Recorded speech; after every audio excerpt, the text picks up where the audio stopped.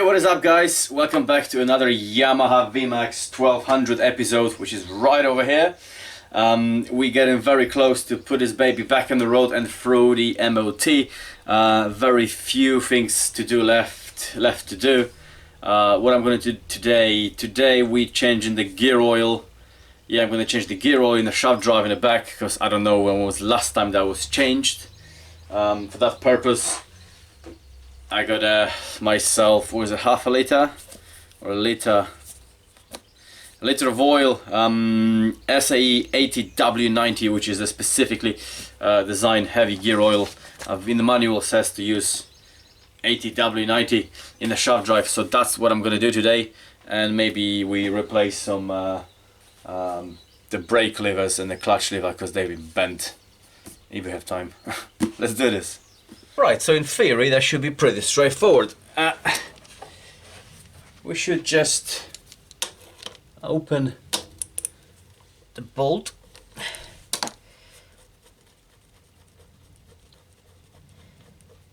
on the top. There's a washer.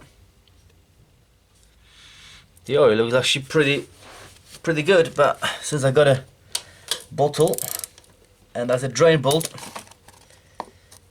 there's only 0.2 liter should be in there, so I hope that container is big enough.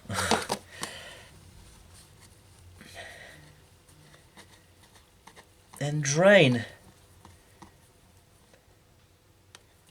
it.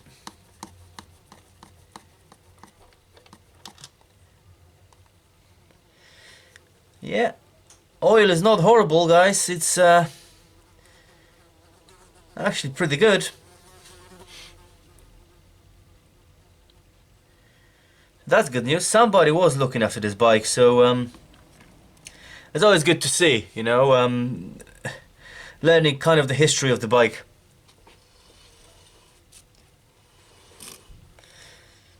The oil in the forks was quite okay.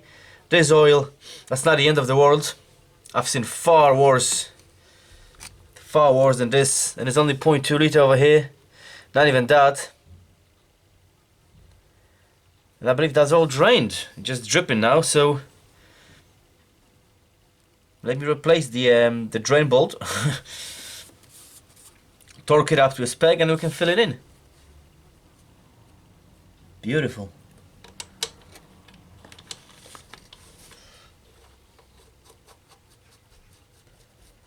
Torque it up to the specification.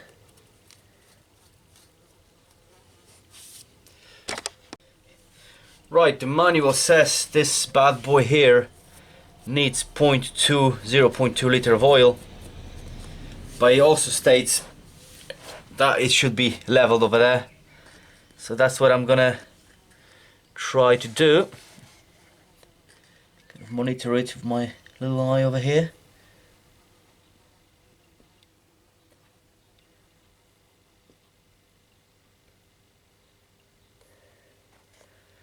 Don't want to overfill it because it's gonna cause lots of mess, so I'm gonna do it bit by bit.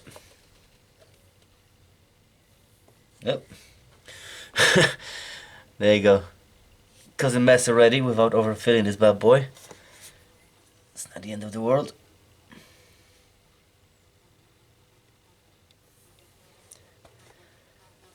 Where are we? There's a fucking fly over my head. Driving me crazy. Fuck off, fly. Hey, it did fuck off. You listened to me. I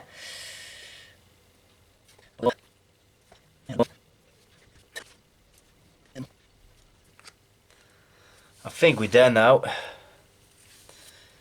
I'm pretty sure that is the level. The manual states the bike on a central stand, in the middle stand, and the level up to the filling hole, which I'm pretty sure we're there. Just double check, but I'm sure that's gonna overfill it now.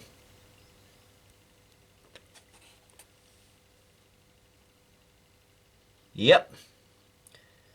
That is as full as you like it. It doesn't take any more than this. Good stuff. Let's torque it back up to the spec.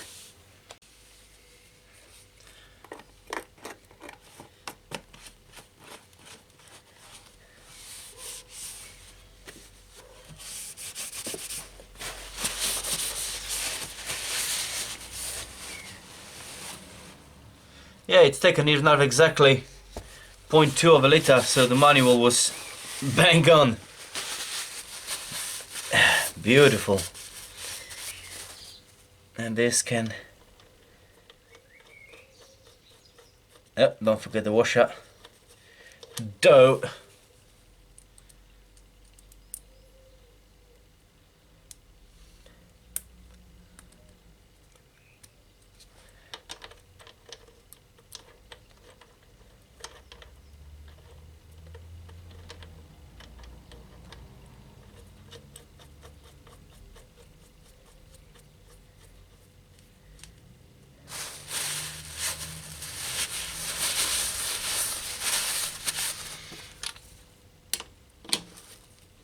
And torque it up. There you go, that'll do.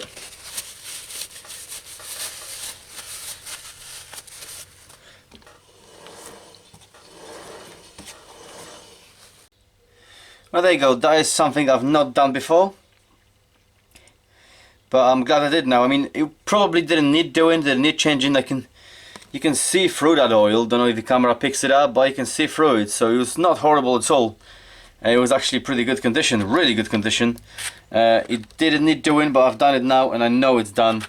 So that's a good thing. Also, the oil I bought, I'm going to change the a gear drive in a shaft drive in my Virago as well. So that's definitely not wasted at all. That's going to go disposed. And now we've got a little bit more time. Let's change the brake and clutch levers. Now, as we can see over here, classic example when the bike was dropped. It was dropped quite heavily on the right hand side. I'm guessing it was dropped on the left hand side as well. As we all know, aluminium only bends once. You try to bend it back, you will snap it.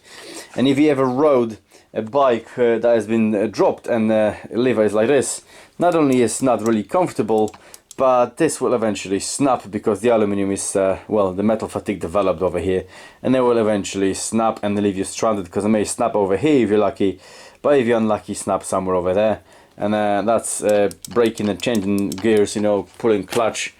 It is pain in the ass. So what I've got here, I've got a replacement second hand but really good quality original levers, you know, for the V Max.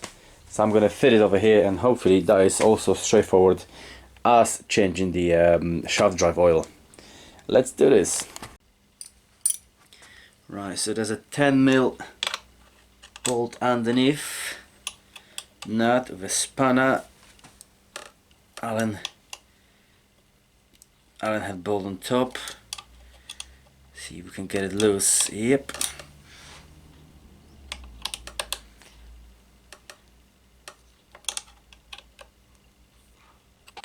Yes.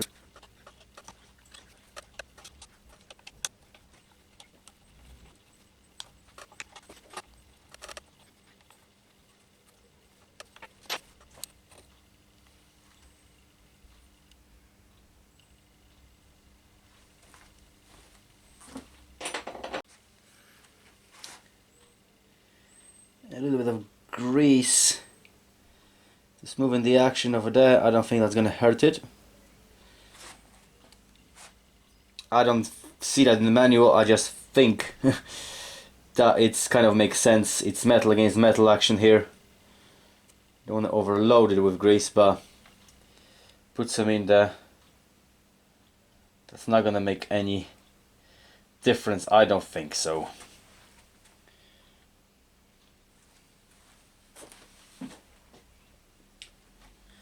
In fact, quite the opposite. Maybe it will help the action slightly.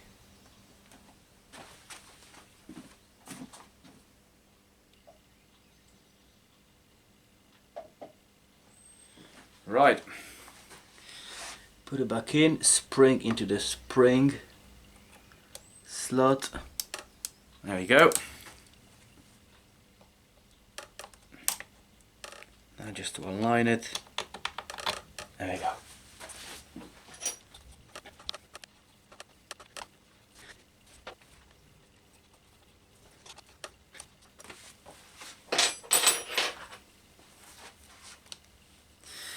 Oh, I see what's happening here. The actual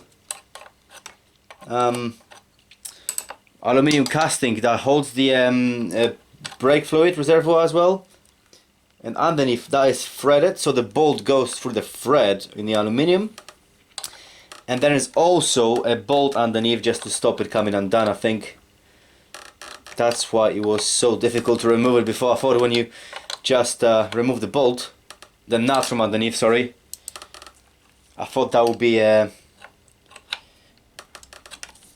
enough. I thought that would be enough to just remove that bolt, but it's not the case. The bolt is actually threaded all the way through. I think I just over tightened it slightly. It wasn't moving properly, but now it's good. I need to double check torque specs on this bad boy. Do it just in a minute. But yeah, it's lovely action. And it looks brand new as well. Happy days. Now that we're reaching that experience, let's do the other side. That should be pretty smooth sailing. And if it's the same setup as on the other end, then I should be able to undo the nut underneath. Yep. And now the bolt, the Allen head bolt on top, should come loose because it's threaded. Yep. So it's not just a nut that holds the bolt underneath, it's actually threaded through the holder, through the that piece of aluminium, basically cast alloy, whatever that is. Right, this is out.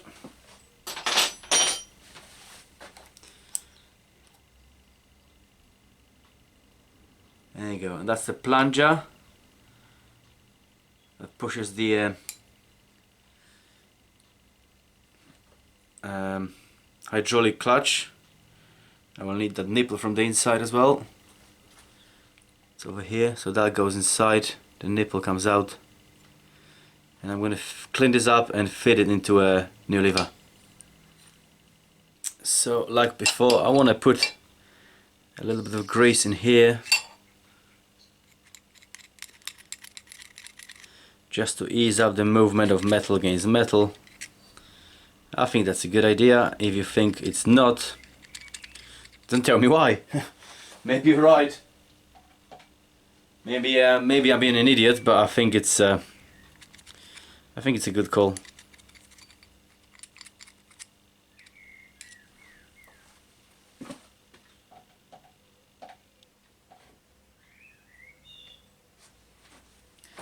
Same in here. I can't see any way why it would hurt it, you know, having the grease in between the sandwich over here. Right, let's put it back in. So this little guy, the nipple comes in here. The shorter part comes in there because it can move around. And now I just need to fit it through that little spring that actuates.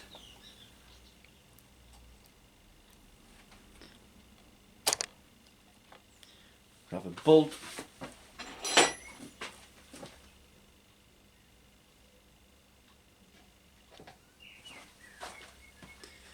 And feed it through.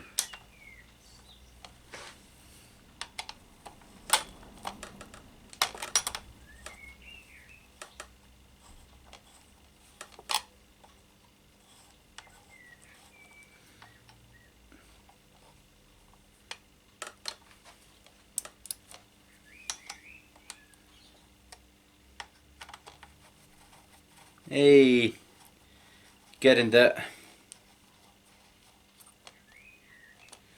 Don't over tighten it, remember that, like I did the other one. You can't over tighten this one because it's got a collar on it. That's all good. Now we just put a nut underneath, torque it up and job done.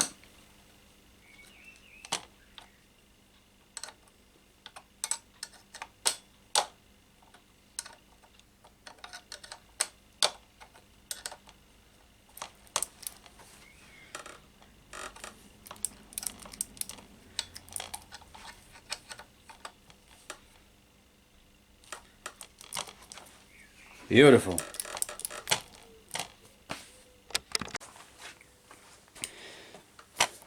There you go, brand new, well, second hand, really good condition looking levers right now. Hopefully Maki will not drop the bike on either side and they will stay nice and straight and shiny as they are. Good stuff. Well, it went rather smooth today, which I'm rather surprised about, because usually on a bike, when I'm working on an older bike like this, that bad boy is nearly 30 years old, nearly as old as I am. Something's always a problem. There is a gremlin hidden somewhere, a stripped down bolt, a rounded off nuts or some other shit like this. But that was relatively easy. And I'm glad I've done this as well, because that proves to me again that somebody was looking after this bike. Probably some kind of Japanese dude somewhere in Japan. Dude, thank you very much. You know, I raise my glass to you. I've got your bike right now and I'm looking after it equally good, hopefully. The oil in forks and the oil in a rear wheel drive and a shaft drive was actually really good. Changed recently. Probably no need of doing that, but now it's done and it's fresh and I'm happy it's done and I got a peace of mind. The bike's gonna perform just a little bit better. We're nearly there, guys. The last job is coolant. I need to flush the coolant, change it completely, but that's a story for another episode. Thank you very much for watching, guys. Have a beer, rock hard, and I'll see you very soon.